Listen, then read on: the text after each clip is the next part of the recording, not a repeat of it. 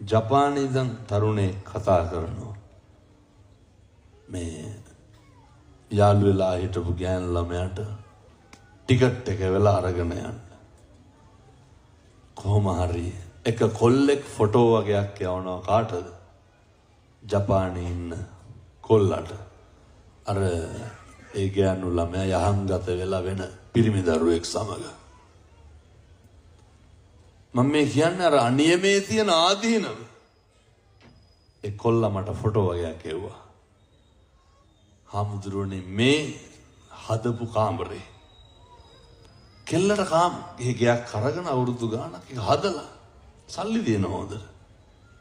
මේ හාමුදුරුවනේ ගත්ත ඇඳුම් කාටද? යාළුවා හිටපු ගෑනු ළමයාට. හැම එකක්ම කැමති දේවල්. අර පුදුම කරන එකට මොකද්ද කියන්නේ? සර්ප්‍රයිස් කරනවා. කොල්ලා සර්ප්‍රයිස් වුණා. ටිකට් එක වට පස්සේ කියනවා හාමුදුරුවනේ පෙර ලොකු පිනක් කරලා තිබ්බලු මොකේටද?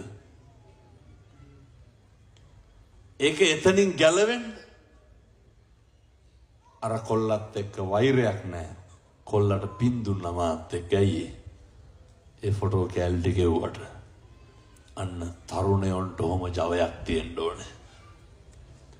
තරුණයා ආවේගශීලී නොවී තියෙන්න ඕනේ.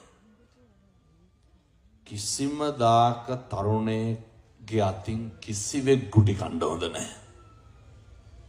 ඇයි? ණය වුණත් පොඩ්ඩක් පෙනේ අල්ලන්න ඕන, නැත්තම් මිනිස්සු තරමිටියට බඳිනවනේ. මම මේ කියන්නේ ඔය ඔළුව පාත් කරගෙන ඉන්න කියලා